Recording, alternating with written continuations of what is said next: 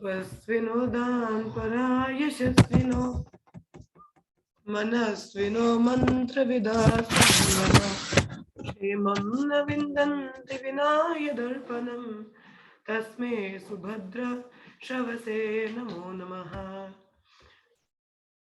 श्री भागवतम का श्लोक संख्या आज हम चर्चा कर रहे हैं दूसरे अध्याय से, दूसरे स्कंद के चौथे अध्याय के 17वें श्लोक को।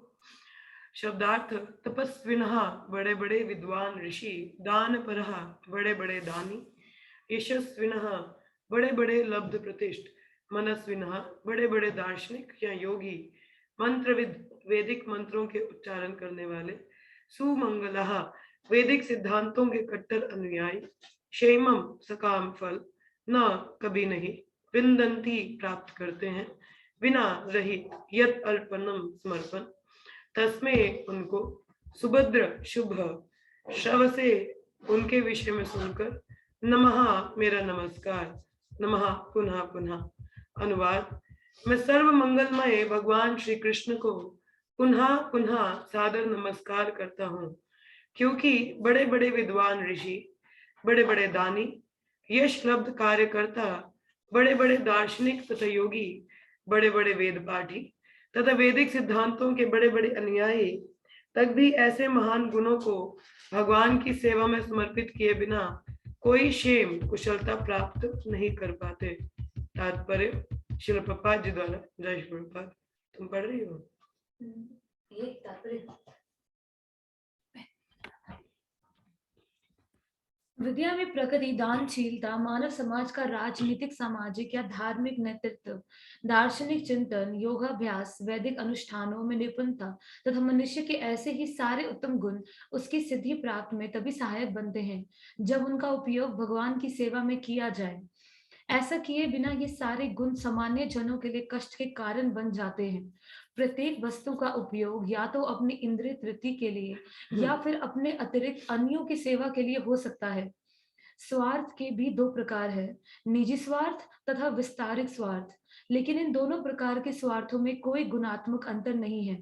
चोरी चाहे निजी स्वार्थ के लिए की जाए या पारिवारिक स्वार्थ के लिए, वे एक जैसी होती है, अर्थात अपराधमय।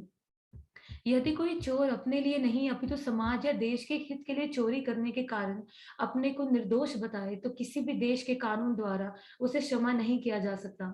सामान्य लोग को इसका ज्ञान नहीं रहता कि जीव का स्वार्थ तथा पूर्णता को प्राप्त होता है जब ऐसा स्वार्थ भगवान के स्वार्थ से अभिन्न होता है। उदाहरणार्थ, शरीर तथा आत्मा का एक साथ पालन पोषण करने में क्या स्वार्थ है? मनुष्य शरीर पालन के लिए निजी या सामाजिक धन कमाता है, किंतु जब तक ईश चेतना ना रहे, जब तक शरीर का पालन ईश्वर के साथ अपने संबंध की अनुभूति प्राप्त करने के लिए ना हो, तब तक शरीर या आत्मा का एक साथ पालन करने के सारे प्रयास पशु द्वारा शरीर तथा आत्मा का पालन करने के सहज ही है। मनुष्य शरीर के पालन पोषण का प्रयोजन पशुओं से भिन्न होता है। इसी प्रकार विद्या की प्रगति, आर्थिक विकास, दार्शनिक शोध, वैदिक साहित्य का अध्ययन या यहाँ तक कि पुण्य कर्मों को संपन्न करना, यथा दान, हॉस्पिटल खोलना, अन्नदान, ये सारे कार्य भगवान से संबंधित होना चाहिए। ऐसे सारे कार्यों तथा प्रयासों का उद्देश्य भगवान की प्रसन्नता होना चाहिए, किसी सत्ता, व्यक्ति या समूह की तुष्टि नहीं। भगवद गीता 9.27 में इसी सिद्धांत की पुष्टि की गई है, जहां पर यह कहा गया है कि हम जो भी दान दें तथा जो भी तपस्या करें, वे सब भगवान को अर्पित कर देना चाहिए, यह उन्हीं के निमित्त करना चाहिए। ईश्वरहीन मानवीय सभ्यता के पटु नेतागण तब तक शैक्षिक उन्नति या आर्थिक उन्नति के विविध प्रयासों में कोई सफलता प्राप्त नहीं कर सकते जब तक वे ईश भावना भावित ना हो, और ईश्वर भावना भावित होने के लिए मनुष्य को सर्व मंगलमय भगवान के विषय में उस तरह से श्रवण करना होता है जिस रूप में भगवद गीता तथा श्रीमद् भागवत में उनका वर्णन हुआ है। तभी आप लोगों ने देखा तो यहाँ पे क्या बता रहे हैं श्रील प्रभुपाद तात्पर्य में, कह रहे हैं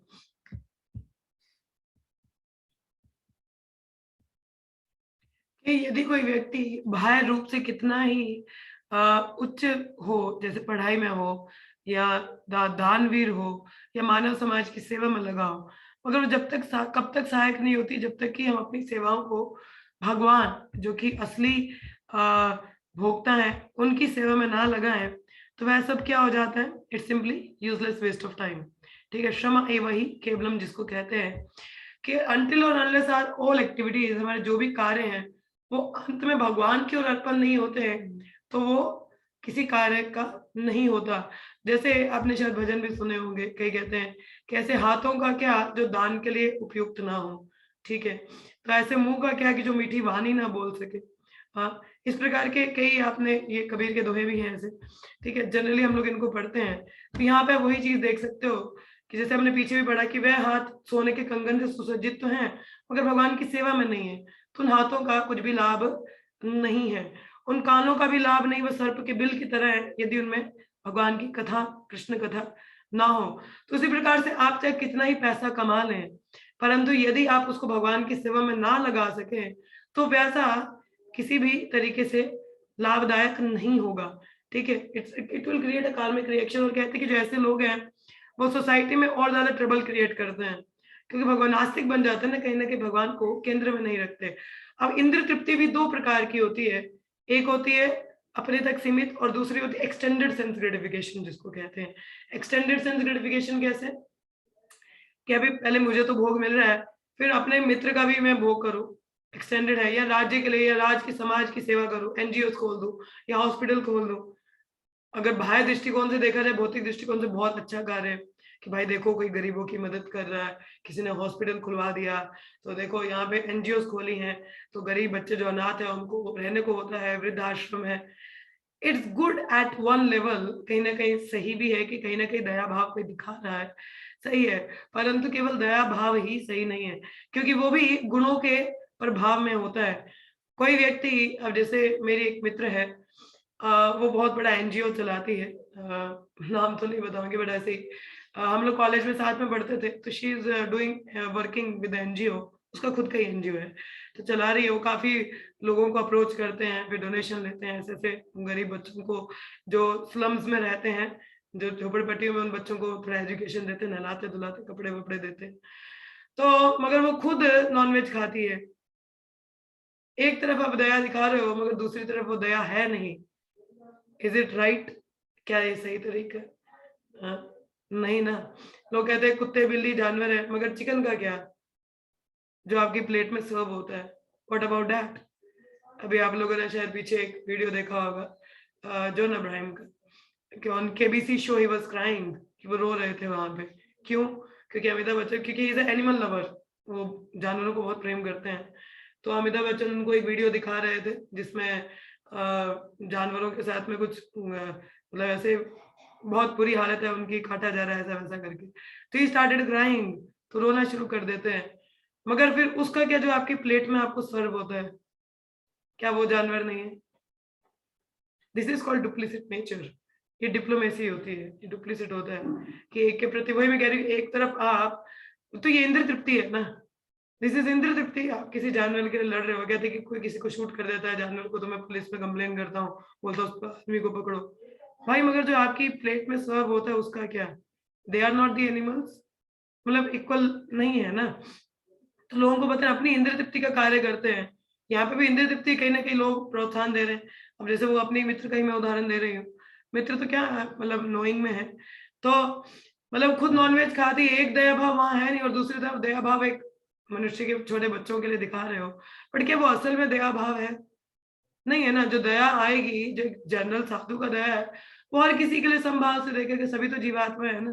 तो ऐसा क्या एक को काट के खा रहे हो और एक को प्रेम दिखा रहे हो? ये तो असल चीज नहीं है ना। अब जैसे अगर आपके घर में कोई, अगर जैसे आपके 3-4 बच्चे हैं, ठीक है, चलो 2 ही लगा लीजिए, आजकल बड़ा परिवार कोई करता नहीं, तो 2 बच्चे लगा लीजिए। एक बच्चा डम्ब है, डम्ब मतलब इतना बुद्धि नहीं है उसका, समझ नहीं आता कोई क्या कह रहा है, मतलब एक तरह का बुद्धिहीन व्यक्ति, ठीक है, एबनॉर्मल काइंड ऑफ।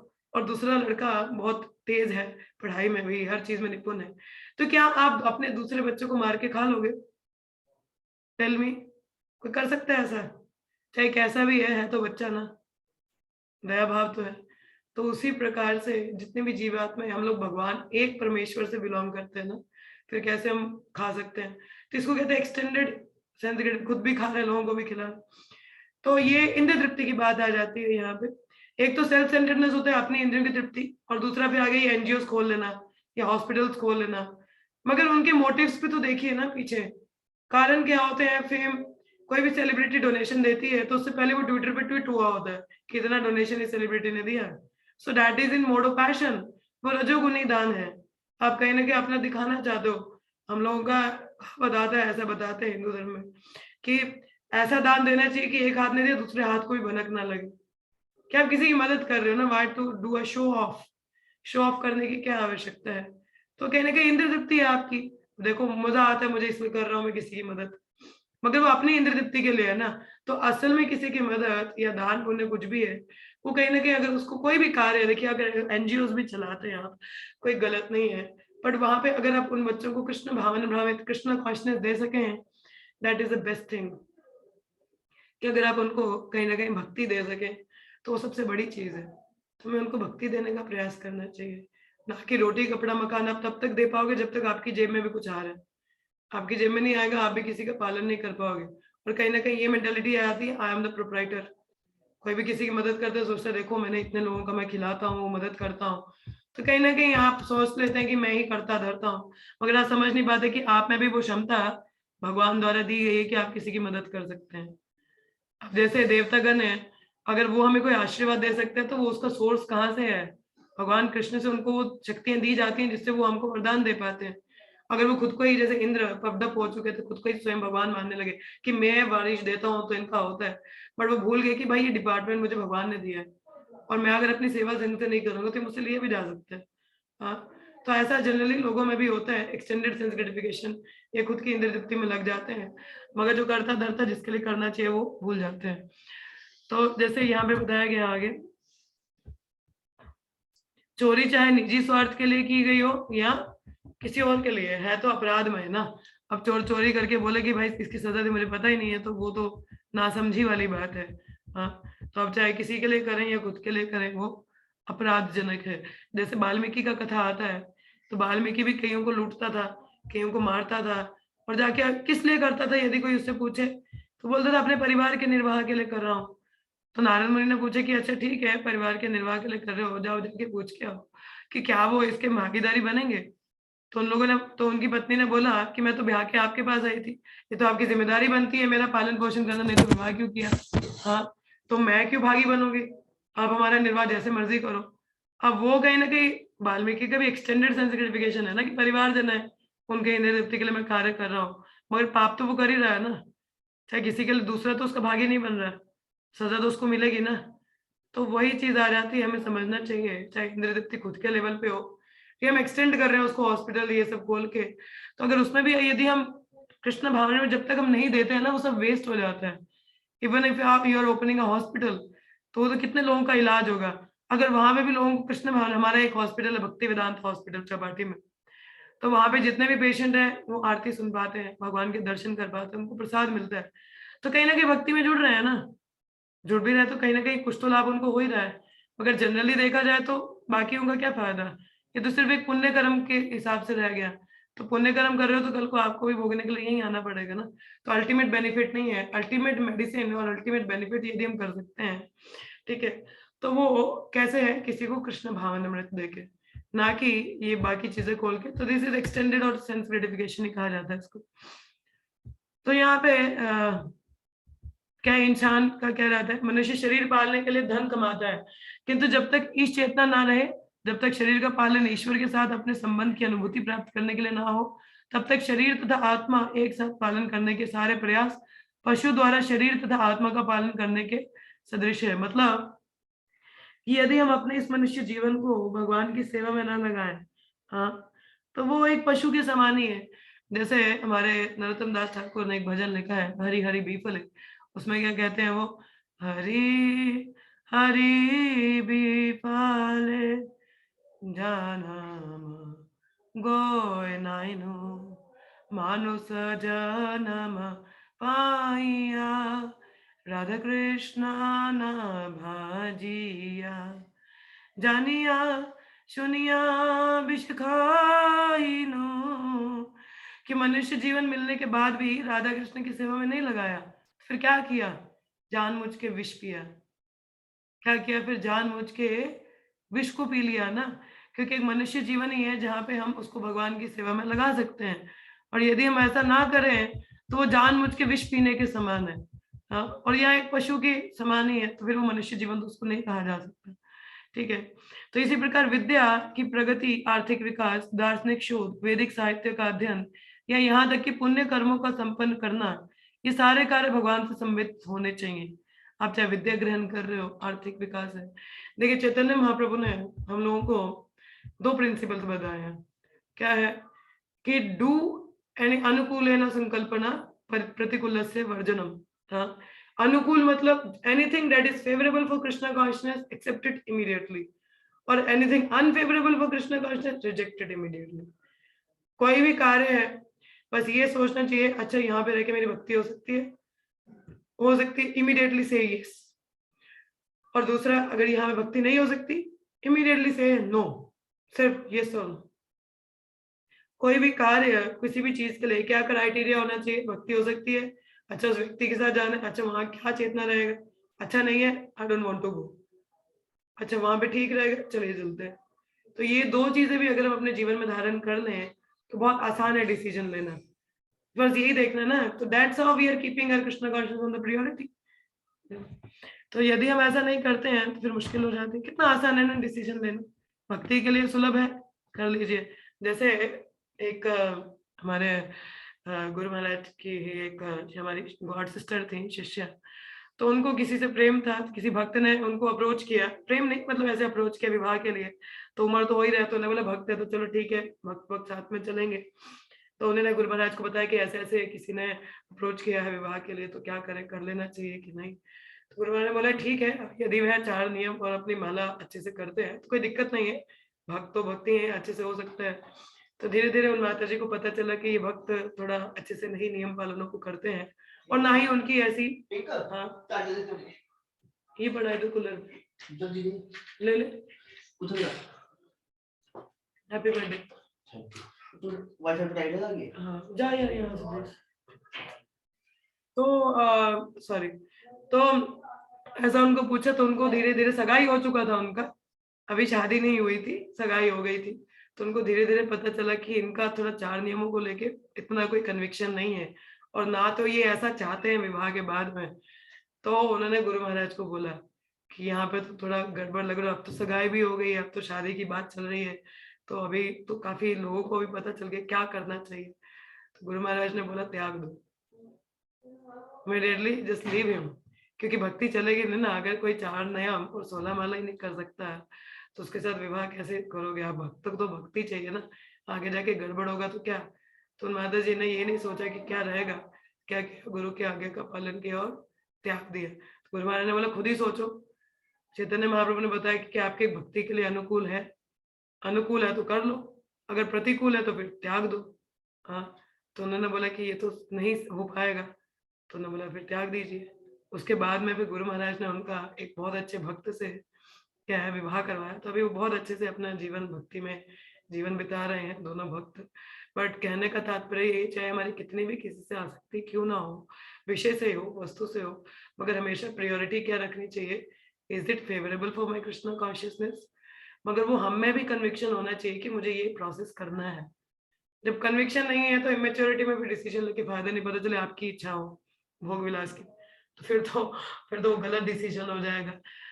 सो कहने का तात्पर्य है कि हमें भक्ति के लिए अगर आप कर रहे हैं, तो कन्विक्शन रहना चाहिए कि ये करना है हमको। फिर तो कोई भी कार्य है उसको भगवान की ओर केंद्र करना ही पड़ेगा ना।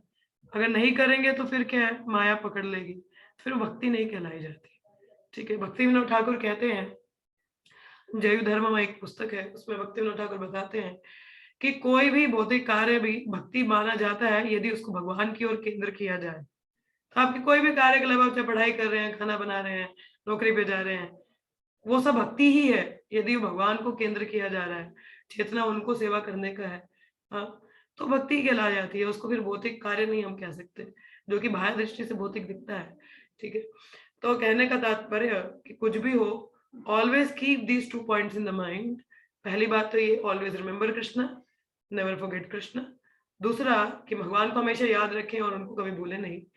और दूसरा, अगर ये मेरी भक्ति के लिए अनुकूल है तो हमें इमीडिएट, अच्छा पुस्तक वितरण जाना है, क्या ये मेरे लिए ठीक रहेगा, चलो चलते हैं, भक्ति के लिए वृद्धि है, ठीक है। किसी मित्र के साथ जाना है, कहाँ लेके जा रहा है, मॉल में, तो मेरी चेतना ठीक है, मुझे कुछ कार्य है वहां पे, नहीं है, ऐसे ही जाना है, नहीं जाना चाहिए, चेतना ठीक नहीं रहेगी ना, क्या फायदा।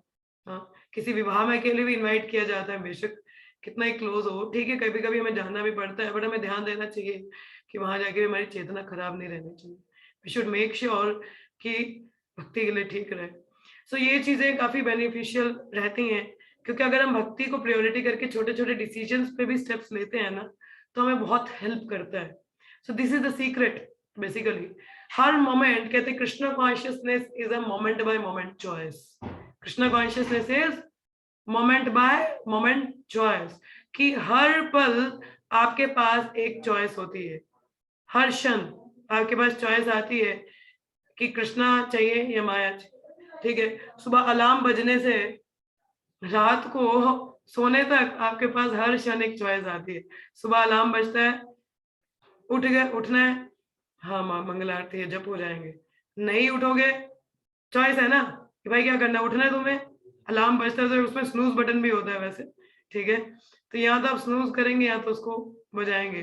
तो अगर आपके मन में इतना है कि भाई भक्ति मंगल आरती है, जब अच्छे से हो जाएंगे, यू विल वेक अप। अगर नहीं है तो चल ठीक है, 10 मिनट बाद और सो लेता हूँ, फिर उठूंगा, तो वो गड़बड़ है। चॉइस है ना वहां पे भी। दूसरी चॉइस आती है सुबह भी कि अच्छा ठीक है, अभी भागवतम क्लास है, क्लास अटेंड करो कि सो जाओ, चॉइस इज देयर। हाँ, आपकी आज तो ठंड खैर बहुत है, आज हो भी सकता है, तो मगर चॉइस है ना। फिर कोई कॉल कर लेता है, कोई रिश्तेदार आ रहा है, बोलते कि आओगे क्या हमारे घर पे, आइए मिलने के लिए, अभी भी चॉइस है कि वहां पे कुछ बात हो सकती है भक्ति की, नहीं होगी, या मेरे को उनका सुनना पड़ेगा, या मेरे को मौका मिलेगा उनको सुनाने का। Choice is there, isn't it. तो हर क्षण हमारे पास एक चॉइस आता है, डिसीजन हमें लेना होता है।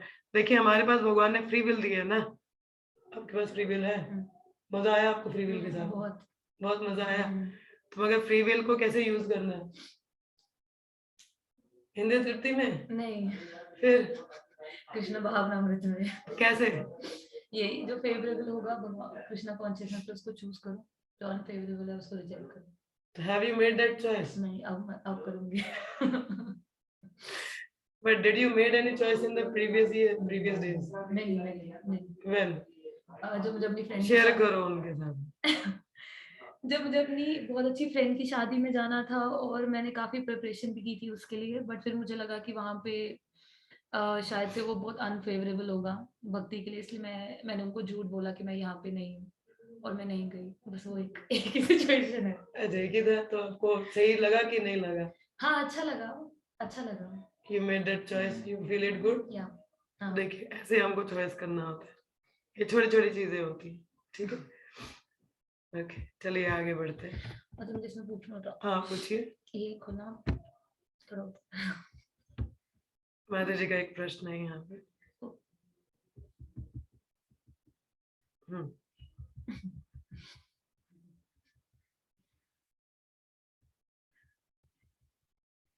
हाँ, मतलब इसमें लिखा है ना कि जब उनका उपयोग ठीक है भगवान की सेवा में किया जाए, ऐसे किए बिना ये सारे गुण सामान्य जनों के लिए कष्ट के कारण बन जाते हैं। कष्ट के कारण मतलब अगर मैं अपने पैसे को अपनी सेंस ग्रेटिफिकेशन में यूज करूंगी तो वो मेरे लिए कष्ट का कारण कैसे बनेगी?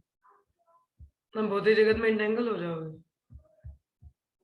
कष्ट का कारण ही तो है। भगवान की सेवा में नहीं लगा रहे हो तो कौन सा व्यक्ति सुखी है अगर अपनी सिर्फ इंद्रिय की तृप्ति कर रहे हैं? Who is happy? कोई नहीं। खुद आपको भौतिक जगत उसी का उदाहरण है। तो भौतिक जगत में कौन है जो भगवान की सेवा में लगा है? मतलब हमें हर पैसा हर चीज भगवान की सेवा में लगाना है। जैसे Yes. कि अगर हमने अर्न किया है ना, तो जैसे कि पेरेंट्स हैं, हमने सोचा कि चलो उनके लिए कुछ, उनकी सेल्फ ग्रेटिफिकेशन में कुछ ले आए, तो वो भी गलत है, वो भी कष्ट का कारण ही बनेगा। Yes, it will, because they are never pleased. But if we try to give them something ultimate, वो शायद उनको हेल्प कर दे।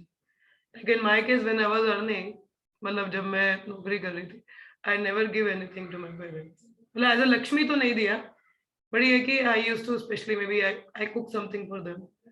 और मे भी उनकी यात्रा स्पॉन्सर की हो, अच्छा अच्छा अच्छा अच्छा तो that way I have served them. Okay okay यात्रा मतलब जैसे अभी धाम जाना था हम लोगों को, जगन्नाथपुरी जाना था, तो मैंने मम्मा के लिए लक्ष्मी स्पॉन्सर किया था, मतलब उनके जब when I was working. Obviously उन्होंने ज्यादा पैसे दिए थे, बट कहीं ना कहीं आई वाज स्टिक फॉर। ऐसा नहीं होता कि अगर हम उनके कोई चीज ले आए तो वो इतने खुश हो जाए फिर उनके अंदर से ब्लेसिंग निकले और वो हमारे लिए अच्छा हो, ऐसा नहीं ऐसा नहीं है, मैंने उनको कभी सूट भी लेके दिए मम्मा को, मगर ऐसे डायरेक्ट लक्ष्मी नहीं दी। डायरेक्ट लक्ष्मी देके पता नहीं वो कहाँ उसको इस्तेमाल करेंगे। अब जैसे वस्त्र ही है, हम कोई ड्रेस उनके लिए लाते हैं तो पहन ही रहे हैं ना, इट्स गुड, कभी कभी चलता है। या I have given a wallet to my mother, तो मतलब उनको एक बहुत अच्छा वॉलेट लेके दिया था, तो आई गिफ्टेड हर। बट पता है ना वो चीज का, पता है कि वो क्या ही इस्तेमाल करेंगे, मगर पैसे दिए तो पता नहीं कहाँ उसको इस्तेमाल कर लें। तो बेहतर है कि हमें थोड़ा इंटेलिजेंस यूज करना चाहिए। कहना कि ऑब्वियसली हमें अपने माता पिता को भी सेवा करना चाहिए। जो माता जी पूछ रहे हैं कि अब जैसे अर्निंग है, भगवान की सेवा में आना तो कष्ट का कारण बनता है, सही बात है। तो आप पेरेंट्स हैं तो उनकी भी एक्सपेक्टेशंस होती हैं कि हमें वो कुछ हमें सेवा करें। तो वो कह रहे हैं कि अगर हम उनको पैसे दे तो सही है। देखिए गलत तो वो भी नहीं, बट पैसों का वो पता नहीं कैसे इस्तेमाल करेंगे, तो वी डोंट नो। मतलब ऑब्वियसली क्या ही कर सकते हैं, मगर ये कि वही अपनी इंद्र तृप्ति के लिए है, भगवान के लिए तो कहाँ ही है।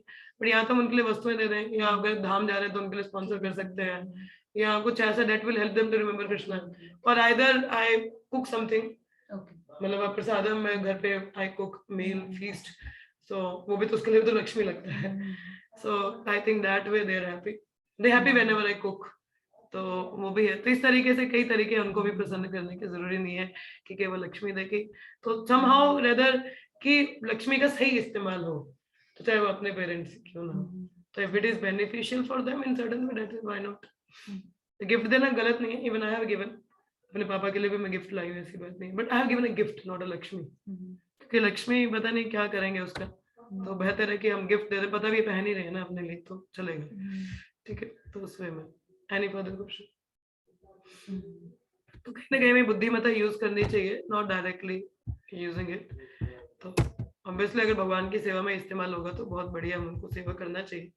ठीक है, तो इस तरीके से जैसे यहाँ पे बताया कि मनुष्य अगर चेतना हमारी वैसी नहीं है, इस चेतना नहीं है, तो केवल पशु के समान ही आ जाता है। ठीक है, पशु के समान पालन पोषण में लगे ना, धर्म अर्थ काम, हाँ, कि आर्थिक विकास ये सब, तो हॉस्पिटल बनाना ये सब खोलना, तो इसको एक्सटेंडेड संस्कृतिफिकेशन कहा जाता है। ठीक है, तो इसकी पुष्टि भगवद गीता के 9वें अध्याय में भगवान ने की है, कि जहां पर कहा गया है कि हम जो भी दान दे दे, यत करोसि यदस्नासि यज्जहोसि ददाति सत्। हाँ, तो भगवान इसमें क्या कहते हैं कि वट एवर यू डू, आप जो भी करते हैं, जो भी तपस्या करते हैं, वो क्या है, मुझे अर्पण करो। भगवान ऐसा कहते थे। भगवान ने ये नहीं बोला कि किसी और को अर्पण करो, किसको बोला, मुझे अर्पण करो। अब वो डायरेक्ट वे में भी हो सकता है, इनडायरेक्ट वे में भी हो सकता है। डायरेक्टली है कि आप डायरेक्ट सेवा में लगा रहे हो, और indirectly may be through the devotees, और क्या डिवोटीज के थ्रू भी डायरेक्ट ही है। और जैसे अपने परिवार जन ही है, तो उनको भी भक्ति में लगा के, उनकी भी अगर हम सेवा करें तो उनको भी कहीं ना कहीं भक्ति में लगा के, तो वही भगवान की कहीं ना कहीं सेवा हम लोग कर सकते हैं उस वे में भी। ठीक है, but we have to engage them. तो जैसे यहाँ पे लिखा है कि ईश्वर भावना भावित होने के लिए मनुष्य को सर्व मंगल में भगवान के विषय में उस तरह से श्रवण करना होता है। We have to listen very carefully attentively, जिस रूप में भगवत गीता तथा भागवत में वर्णन हुआ है। तो मतलब एज इट इज हमको उसको सुनना चाहिए प्योरिटी से, ये नहीं कि हम उसको कैसे भी सुन ले, हाँ ठीक है काम करते करते सुन रहे, मगर ध्यान कहाँ है। वी हैव टू पे फुल अटेंशन, तभी उसका लाभ दिखता है, नहीं तो नहीं दिखता है। ठीक है, जैसे आगे का श्लोक बताया है, कीर्तानुनांध्र पुलिना पुलकषाः अभिरशुंभा यमना कसादया ये नय च पापा यदपाशयाशया शुद्ध्यन्ति तस्मै प्रभु विष्णवे नमः। क्या लिखा है, किरात हुण हांद्र पुलिंद पुलकश आभिर शुभ यवन खस आदि जातियों के सदस्य तथा पाप कर्मों में लिप्त रहने वाले अन्य लोग परम शक्तिशाली भगवान के भक्तों के शरण ग्रहण करके शुद्ध हो सकते हैं। मैं उन भगवान को सादर नमस्कार करता हूँ। अब ये जो जातियों का वर्णन है, ये वह जाति हैं जो बहुत ही निम्न मानी जाती है। अगर निम्न जाति के लोग भी यदि भक्तों की शरण ग्रहण कर लें, देखिए भक्ति के लिए कोई जाति पाति नहीं है, कोई उम्र नहीं है, कोई भी भक्ति का लाभ उठा सकता है, ये चैतन्य महाप्रभु ने बताया है। तो ये जो जातियां बताई हैं, कोई निम्न जाति का ही क्यों ना हो, यदि वह भगवान की शरण ग्रहण कर ले तो उसका भी शुद्धिकरण हो जाता है। पढ़ो इसको। किरात यह प्राचीन भारतवर्ष का एक प्रांत है जिसका उल्लेख महाभारत के भीष्म पर्व में हुआ है। सामान्यतः किरात भारत के आदिवासियों के रूप में विख्यात है और आजकल के बिहार तथा छोटे नागपुर के संताल प्रगने किरात नामक प्राचीन प्रांत हो सकते हैं। तो इन जातियों के बारे में थोड़ा थोड़ा बताया, तो इसको थोड़ा सा सुन लीजिए। हून पूर्वी जर्मनी का क्षेत्र तथा रूस का एक भाग हून प्रांत कहलाते हैं। तदनुसार कभी कभी पर्वतीय आदिवासी जाति हून कहलाती है। आंध्र यह दक्षिण भारत का एक प्रांत है जिसका उल्लेख महाभारत के भीष्म पर्व में मिलता है। यह आज भी इसी नाम से प्रसिद्ध है। पुलिंद इसका उल्लेख महाभारत आदि पर्व 170 आगे बढ़ो। में पुलिंद नामक प्रांत के निवासियों के लिए हुआ है। भीमसेन तथा सहदेव ने इस देश को जीता था। ग्रीसवासी पुलिंद कहलाते हैं और महाभारत के वन पर्व में उल्लेख हुआ है कि इस भूभाग की अवैधिक जाति संसार के ऊपर राज्य करेगी। यह पुलिंद प्रांत भी भारत के प्रांतों में से एक था और इसके निवासियों की गणना क्षत्रिय राजाओं में की जाती थी, किंतु बाद में ब्राह्मण संस्कृति का परित्याग कर देने के कारण उन्हें मलेच कहा गया। जिस प्रकार इस्लामी संस्कृति को न मानने वाला काफिर कहलाते हैं और जो क्रिस्तानी संस्कृति के अनुयायी नहीं है वे हिंस कहलाते हैं। आभीर यह नाम महाभारत के सभा पर्व तथा भीष्म पर्व दोनों में ही आता है। यह उल्लेख मिलता है कि यह प्रांत सिंध प्रदेश में सरस्वती नदी के तट पर स्थित था। आधुनिक सिंध प्रांत पहले अरब सागर की दूसरी ओर भी फैला हुआ था और इस प्रांत के सारे निवासी आभीर कहलाते थे। ये सब महाराज युधिष्ठिर के अधीन थे और मार्कंडेय पुराण के अनुसार इस भूभाग के मलेच्छ भारत पर भी शासन करेंगे। आगे चलकर यह सही साबित हुआ जैसा कि पुलिंदों के साथ हुआ। पुलिंदों की ओर से सिकंदर महान ने भारत को जीता और आभीरों की ओर से मोहम्मद गौरी ने भारत जीता। ये आभीरगण पहले ब्राह्मण संस्कृति के अंतर्गत क्षत्रिय थे, किंतु बाद में उन्होंने संबंध विच्छेद कर लिया। जो क्षत्रिय परशुराम से भयभीत होकर काकेशस के पर्वतीय भागों में छिप गए थे, बाद में वे ही आभीर कहलाए और जिस स्थान में वे बस गए वे आभीर देश कहलाया। कोई और पढ़ना चाहेगा आगे? हरे कृष्णा। Anyone else? और कोई पढ़ना चाहेगा आगे? Minal, you want to read? Hare Krishna. कोई नहीं पढ़ना चाहता, चलो तुम ही पढ़ो। शुंभ या कंग ये प्राचीन भारत के कंग प्रांत के निवासी थे जिनका उल्लेख महाभारत में हुआ है।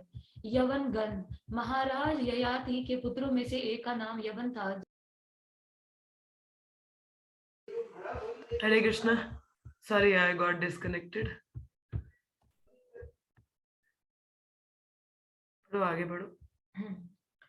यवनगण महाराज ययाति के पुत्रों में से एक का नाम यवन था, जिसे तुर्की नामक भूभाग पर शासन चलाने का भार सौंपा गया था। अतएव तुर्क यवन है क्योंकि वे महाराज यवन के वंशज है। इसलिए यवन लोग क्षत्रिय थे जो कालांतर में अपनी ब्राह्मण संस्कृति त्याग कर मलेच्छ यवन बन गए।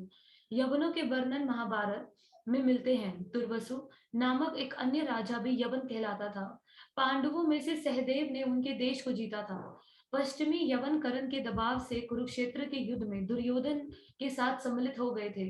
यह भविष्यवाणी की गई थी कि यवन लोग भारत को जीत लेंगे और यह खरी उतरी। खस देश के निवासियों का उल्लेख महाभारत द्रोण पर्व में हुआ है, जिनके ऊपरी होंठ पर ठिगने केश उगते हैं। वे सामान्यतः खस कहलाते हैं। फलस्वरूप मंगोल, चीनी तथा अन्य लोग खस हैं। उपर्युक्त ऐतिहासिक नाम विश्व के विभिन्न राष्ट्रों के नाम हैं।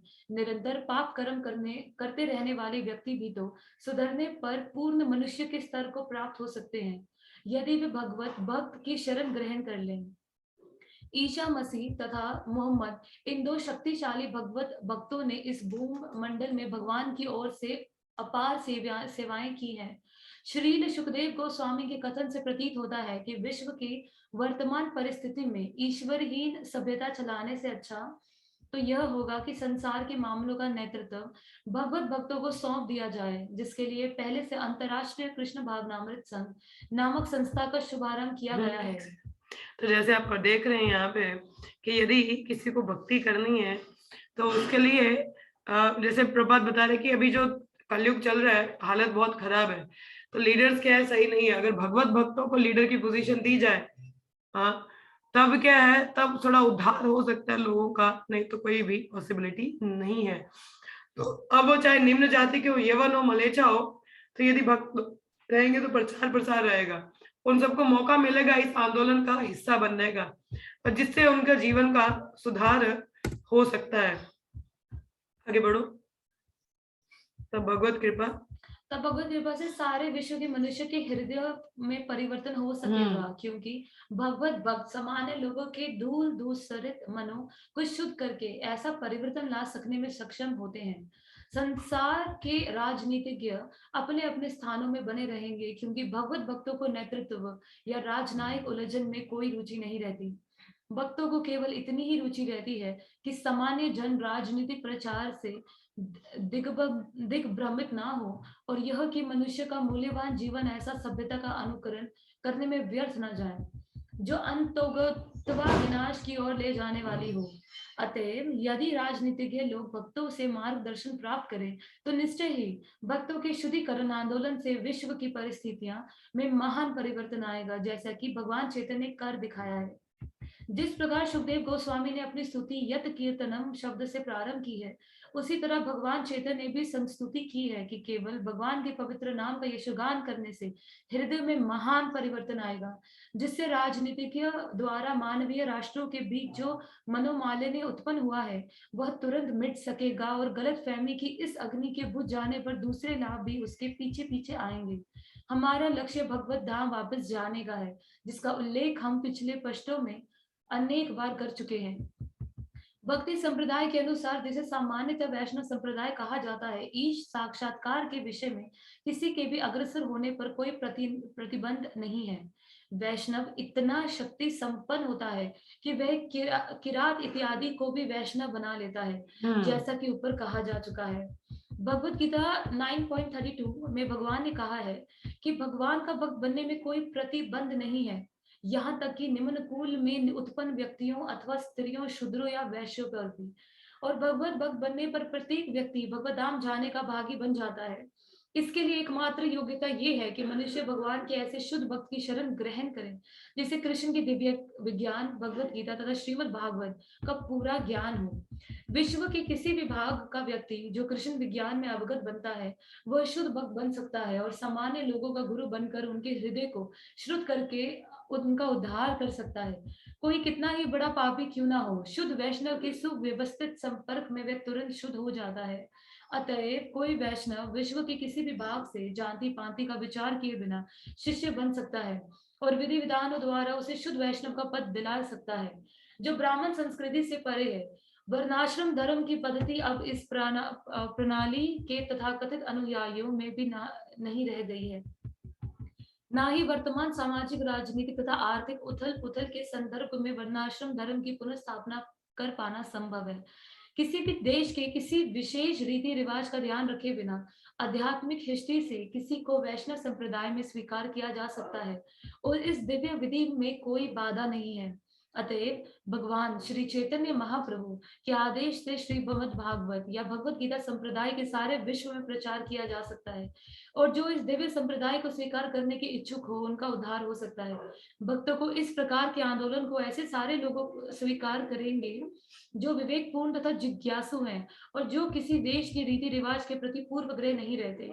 एक वैष्णव दूसरे वैष्णव को जन्म अधिकार के आधार पर स्वीकार नहीं करता, जिस तरह की वह मंदिर में स्थित भगवान की श्री विग्रह को कभी मूर्ति नहीं मानता। इस संबंध में सारे संशयों को दूर करने के लिए श्रील सुखदेव गोस्वामी ने सर्वशक्तिमान भगवान के आशीर्वाद की कामना की है। प्रभु विष्णुवे नमः। जिस प्रकार सर्वशक्तिमान भगवान मंदिर में पूजनीय अपने विग्रह के रूप में अर्चन के भक्तिमय कार्यकलापों के अंतर्गत अपने भक्त की नगण्य सेवाएं ग्रहण करते हैं, उसी प्रकार जब शुद्ध वैष्णव भगवान की सेवा में अपने को अर्पित कर देता है और योग्य वैष्णव द्वारा परिशिक्षित किया जाता है, तब उसके शरीर में तुरंत ही दिव्य परिवर्तन आता है। तो यहाँ तक अभी जितने भी हम लोगों ने पढ़ा, तो क्या चीज था, डिस्पाइट बीइंग एनी जाति पाति, कोई अगर स्त्री हो, ठीक है, निम्न जाति का हो, कोई फर्क नहीं पड़ता, ठीक है, वह भी भगवान का सानिध्य पा सकता है या भक्ति में आगे बढ़ सकता है यदि उसे एक वैष्णव की कृपा मिल जाए। ठीक है, सो दैट मीन्स सिर्फ भगवत भक्तों की सेवा करके हम भक्ति में पा सकते हैं। और चैतन्य महाप्रभु ने चैतन्य चरितमृत में ऐसा भी वर्णन किया है, anyone who are well versed in the science of Krishna consciousness can become a guru and can deliver the whole world। कि कोई भी किसी भी जाति से हो, कोई भी भांति हो, कोई भी कलेश हो, यवन ही क्यों ना हो, यदि वह कृष्ण भावनामृत का विज्ञान जानता है तो वह शिष्य बना सकता है और पूरे जगत को डिलीवर करवा सकता है, इस भौतिक जगत से निकाल सकता है, भाव सागर से निकाल सकता है। तो कहने का तात्पर्य भक्त बनने के लिए कोई क्वालिफिकेशन नहीं है। The only qualification is surrender to Krishna and his devotees. ठीक है, यदि आपको भक्त बनना है तो जाति पाति या ये सब नहीं देखा जाता, रंग रूप का कोई भेद नहीं है। यदि अब हमारा इस्कॉन देखें तो जो फॉरेनर लोग हैं, हिप्पी हैं, इनको यवन मलेचास कहा जाता है। मलेचा मतलब बिल्कुल डिग्रेडेड क्लास, और यवन मुसलमान लोग हैं। यूगोस्लाविया जैसी कंट्री में प्रीचिंग हो रहा है, हमारा पाकिस्तान में प्रीचिंग हो रहा है, वहां पे यवन ही रहते हैं, मुसलमान लोग रहते हैं ना। बांग्लादेश में यवन रहते हैं, they are Muslim people, but वो लोग भी भक्त बने हैं। हमारे चाइना में प्रचार हो रहा है, वो लोग भी कोई किसी जाति के नहीं है, उच्च कोटि के नहीं है। ठीक है, वो भी निम्न जाति के, मगर वो भी एक बड़े प्रचारक कैसे बन रहे हैं? क्योंकि उनपे भी एक शुद्ध भक्त की कृपा हो रही है, शिला प्रभुपाद की, उनकी पुस्तकों द्वारा, हरिनाम संकीर्तन द्वारा, जहां जहां जाए वहां पे प्रचार प्रसार हो रहा है, तो लोग इस भक्ति से जुड़ रहे हैं।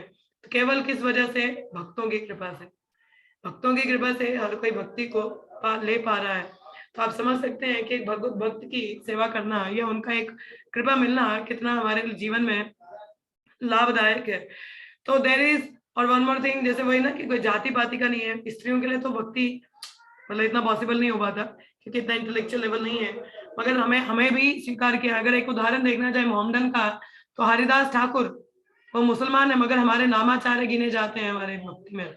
हमारे वैष्णव, गौड़िया वैष्णव में उनको नामाचार्य, नामाचार्य की उपाधि है। मतलब नाम 3 लाख नाम जप करते थे। एक बार आज सुबह ही मैं सुन रही थी, प्रपात बता रहे थे कि अद्वैत आचार्य एक बार श्राद्ध सेरेमनी कर रहे थे, तो उन्होंने श्राद्ध सेरेमनी के ब्राह्मणों को भोजन के लिए बुलाते हैं, हरदास ठाकुर को भी बुलाया था। और हरदास ठाकुर जहाँ पे जूते चप्पल खोलते हैं वहां दरवाजे में बैठ गए, और सबसे पहले जो एक बड़ा ब्राह्मण होता है उसको एक ऊंची सीट पे बिठाया जाता है, उसको खिलाया जाता है, उसके बाद सबको सेवा किया जाता है। अद्वैत आचार्य ने हरदास ठाकुर को उच्च पद पे बिठाया और उनको सबसे पहले भोजन कराया, और जितने बाकी के ब्राह्मण थे वो नाराज होकर जाने लगे। तब अद्वैत आचार्य ने बोला कि जाति से कोई ब्राह्मण नहीं है, इसके गुण देखो, ये 3 लाख नाम जपन करता है, तो एक वैष्णव ब्राह्मण से बहुत बड़ा होता है। अंडरस्टैंडिंग? एक वैष्णव ब्राह्मण के गुण तो है मगर वो ब्राह्मण से भी बहुत बड़ा है। तो ये जाति पाति के हिसाब से नहीं है कि हम गुण के हिसाब से हम कुछ बन जाएं, नहीं। It is by the quality, गुण कर्म विभागशः। भगवान कहते चतुर्वर्ण मय सृष्टम गुण कर्म विभागशः, कि गुणों के आधार पर विभाजन है। ये नहीं कि बाय बर्थ आपको ब्राह्मण का मिल जाता है, नहीं। और वैष्णव हर परिस्थिति में हर जाति पाति से ऊपर होता है। जैसे हरदास ठाकुर, वो मोहम्मदन परिवार से थे, हाँ यवनों के, मगर वो हमारे नामाचार्य, अभी भी उनका बहुत रिस्पेक्ट है। और चैतन्य महाप्रभु को बहुत प्रिय थे वो हरिदास ठाकुर। स्वयं उनका जो अंतिम जो क्रिया था वो चैतन्य महाप्रभु ने स्वयं अपने हाथों से किया था। और चैतन्य और हमारे जो हरदास ठाकुर है वो एक जैसे चैतन्य महाप्रभु का रेजिडेंस है गंभीरा जगन्नाथपुरी में, वहां से थोड़ा ही दूर हरदास ठाकुर का रेजिडेंस है। तो चैतन्य महाप्रभु ने जानबूझ के उनके पास ही अपना रहने का स्थान बनाया था ताकि मैं जब भी हो सके तो मैं हरदास ठाकुर से मिल सकूं। तो मतलब कि जो वैष्णव है उसका जाति पाति नहीं देखना चाहिए। कई लोग बोलते हैं अच्छा आपके गुरु कौन? बाहर के हैं, अंग्रेज हैं। अरे अंग्रेज, वैष्णव कभी भी अंग्रेज या बाहर का या जाति पाति का नहीं होता। वैष्णव इन सबसे परे है। तो ये चीज हमारे जहन में बैठनी चाहिए। हमारे अभी भी कई लोगों में होता है कि नहीं ब्राह्मण कुल का गुरु होना चाहिए, हमारा हिंदू होना चाहिए। अरे ऐसा नहीं है। Whoever चैतन्य महाप्रभु की वर्डिक्ट है, anybody who is well versed in the science of Krishna consciousness is qualified to make disciples। वो शुद्ध वैष्णव है, वो कृपा कर सकते हैं। प्रभुपाद के जितने भी इनिशियल डिसाइपल्स रहे हैं वो सब बाहर के ही रहे हैं, तो क्या वो वैष्णव नहीं गिने जाते? क्या उनको हम गुरु नहीं बना सकते? नहीं। अगर ऐसा देखा जाए कि जाति पाति को देखना, फिर तो उनको वैष्णव मानेंगे नहीं। मगर वैष्णव इन सबसे परे है, तो वो चीज हमें इस तात्पर्य से समझनी चाहिए। ठीक है,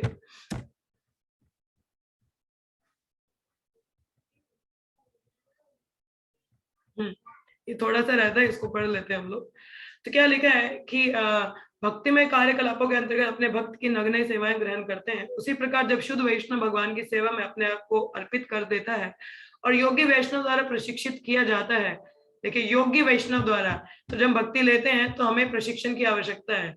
हमें नहीं पता ना कि क्या कार्य कैसे करना होता है, तो वी नीड अ ट्रेनिंग, और वो ट्रेनिंग हमें एक वैष्णव के अधीन रह के ही मिलती है।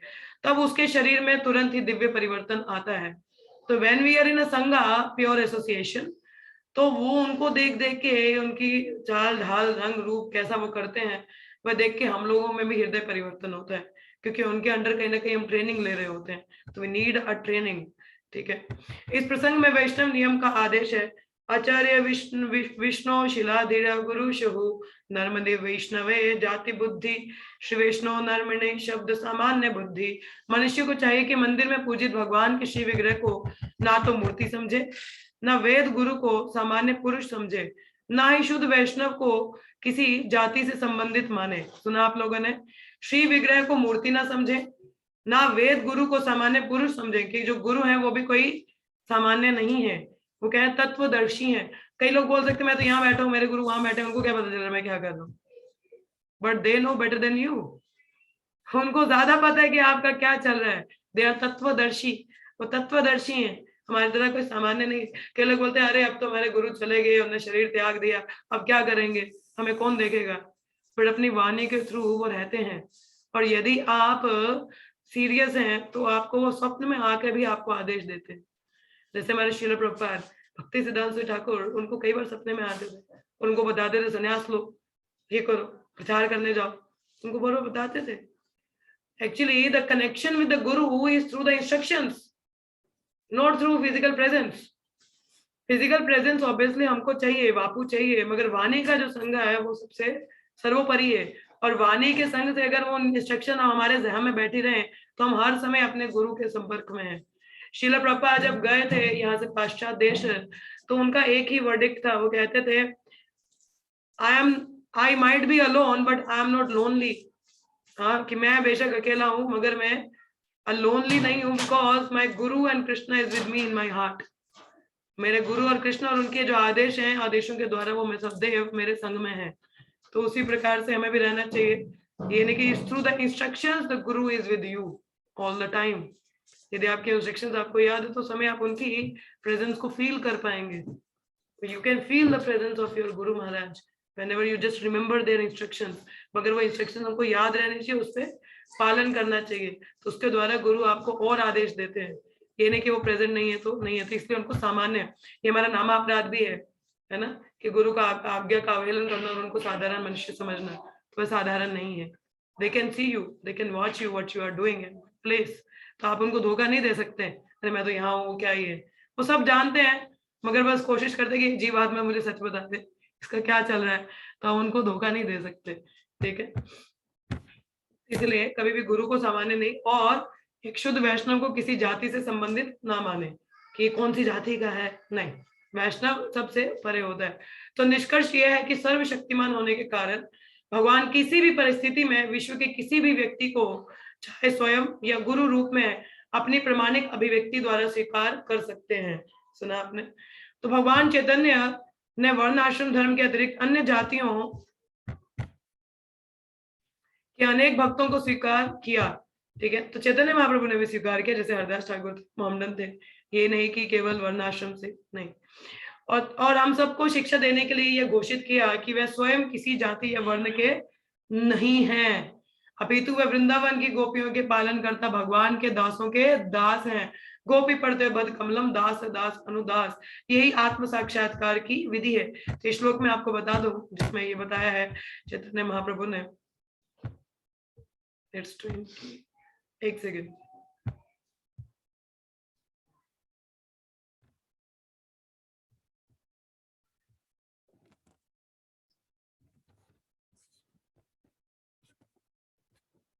से 20 to 80 का नोट देखिए।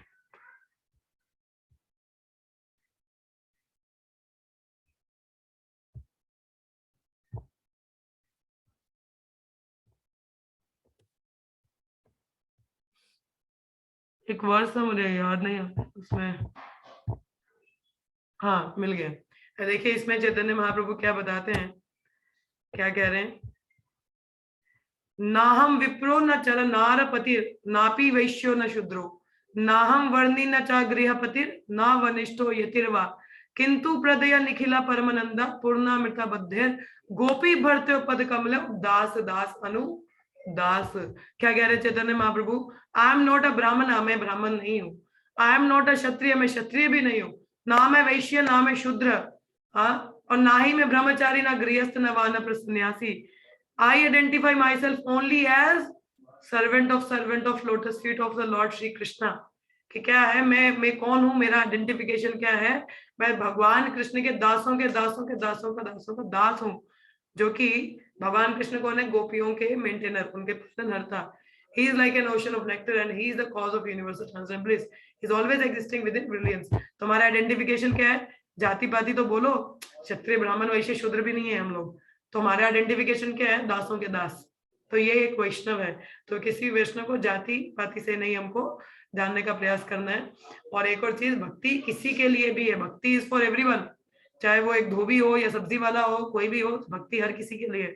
तो हर किसी को मौका मिलना चाहिए इसका भागीदारी बनने का, और आगे आके इसका संग लेना चाहिए, इस मूवमेंट से जुड़ना चाहिए, जो कि एक हिस्ट्री क्रिएट कर रहा है पूरे विश्व भर में, क्रांति लाके सबको कृष्ण बना के। तो किसी भी गुरु या वैष्णव को कभी भी जाति पाति के हिसाब से नहीं देखना, ठीक है, नहीं तो आपका ही अपराध है। चलिए यहीं पे विराम लेंगे हम लोग, 9 बजे। तो किसी का कोई प्रश्न है यहाँ पे, या कोई कुछ कहना चाहे? मतलब जैसे आपने कहा कि गुरु महाराज तत्वदर्शी होते हैं, वो सब कुछ देखते हैं, मतलब ये चीज पर मैं कभी बिलीव ही नहीं कर पाती, मैं कैसे बिलीव करूं, मतलब क्योंकि जब महाराज से मिलते हैं तो वो कितने सामान्य तरीके से हमसे बिहेव करते हैं ना, मतलब एकदम हमारे, तो वो ना आ ही नहीं पाता, जैसे कि मुझे मैं नहीं मान पाती कि अभी गुरु महाराज मुझे देख पा रहे हैं, या फिर शायद मैं दीक्षित नहीं हूँ इसलिए। फिर देखिए तत्वदर्शी in the sense they know what my disciples are doing, और जिन्होंने मेरा शरण लिया वो क्या कर रहे हैं। तत्वदर्शी in the sense when you go in front of your गुरु, ठीक है, तो वो देख पाते हैं ये व्यक्ति की क्या स्थिति है, उसी के हिसाब से उसको आदेश दिया जाता है।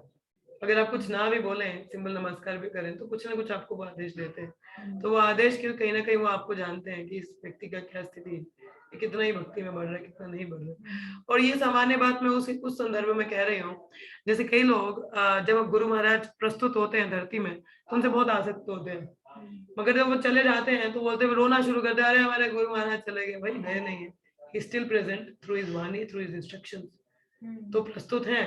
और यदि आपका वो स्ट्रॉन्ग कनेक्शन है उनके रिमेम्बरेंस के साथ, तो वो आपको गाइड भी करते हैं।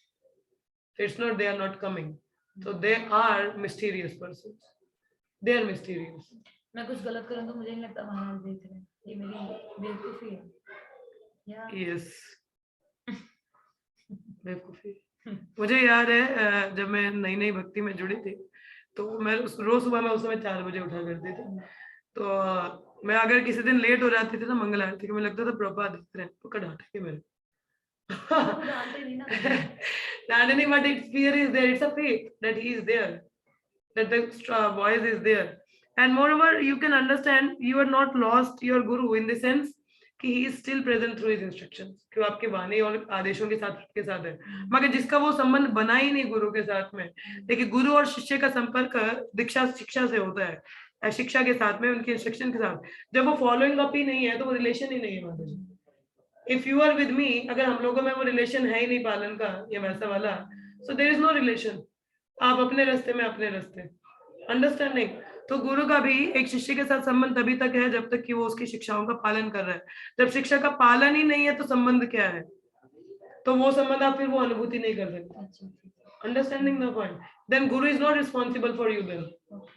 और जैसे हम लोग पढ़ते हैं जन्मे प्रभु सही, तो हमारा जो संबंध है गुरु के साथ जन्म जन्मांतर है। तो जन्म जन्मांतर मतलब गुरु तो चले गए शरीर त्याग, जन्म जन्मांतर कैसे हुआ, means he is watching you. और ये ऐसा नहीं बोला जाता कि अगर कोई शिष्य का पतन होता तो गुरु को आना पड़ता उसको लेके जाने के लिए। दैट मीन दे आर तत्वदर्शी, they are not the normal ordinary human beings, understood. तो उस सेंस में दे आर नॉट ऑर्डिनरी, वो साधारण मनुष्य नहीं माने जाते। There is a eternal relation, they are taking care, but बकायदा वो शिष्य पूरी शिक्षाओं का पालन कर रहे हैं। पालन करते हुए कुछ एक्सीडेंटल फॉल डाउन है, that's a different story. But अगर जानबूझ के ही शिक्षाओं का पालन नहीं है तो वो संबंध रहता ही नहीं है, then guru is not responsible। Understanding.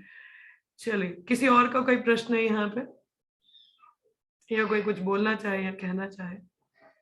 Hare Krishna. Any questions और कमेंट्स? मेरी आवाज आ रही है आप सभी में? से यस और नो, कुछ नहीं कहना है तो हाँ या ना तो बोलिए। नो। नो बात है। चलिए, किसी और कृष्ण को कुछ कृपा, कहना है? कृष्ण का कृपा, वैष्णवों का संग और हमारा अभ्यास, ये थीम है। Anyone else? No question, no comment. चलिए, कुछ नहीं है तो यहीं पे विराम लेंगे। आज शाम को 6:30 बजे कृष्णा बुक रीडिंग है। वैसे टाइमिंग तो 6:30 का होता है, but I don't know if I would able to. अगर फ्री रहा तो डेफिनेटली कृष्णा बुक रीडिंग हमारा हिंदी में ही होता है, तो वो Saturday Sunday actually Krishna book reading होता है 6:30 बजे से 7 बजे तक, आधे घंटे का। तो अगर वो रहेगा तो ग्रुप में नोटिफिकेशन आ जाएगा, आप लोग ज्वाइन कर सकते हैं। ठीक है, नहीं हुआ तो अपने आप अपना कैरी ऑन करिएगा। ठीक है, जो भी आप अपना कर रहे हैं। तो और कल पुस्तक वितरण है संडे को, तो भक्तगण जुड़िएगा, कृपा करके साथ में जुड़िए पुस्तक वितरण के लिए टेम्पल में। ठीक है, और आज भगवद गीता क्लास नहीं है इवनिंग में। ठीक है, तो that's why there is Krishna book reading. अगर नहीं हुआ वो ग्रुप में नोटिफिकेशन आ जाएगा, तो आप देख सकते हैं। ठीक है, चलिए फिर यहीं पे विराम लेंगे हम लोग। हरे कृष्णा कृष्ण कृष्ण हरे हरे, हरे राम राम राम हरे हरे, हरे कृष्णा कृष्ण कृष्ण हरे हरे, हरे राम राम राम हरे, हरे कृष्णा कृष्ण कृष्ण हरे हरे, हरे राम राम राम हरे हरे। ग्रंथराज श्रीमद् भागवत की जय, श्री प्रभुपाद की जय, की जय, ट्रांसलेशन बुक मैराथन की जय। धन्यवाद आप सभी का। हरे कृष्ण। हरे कृष्ण।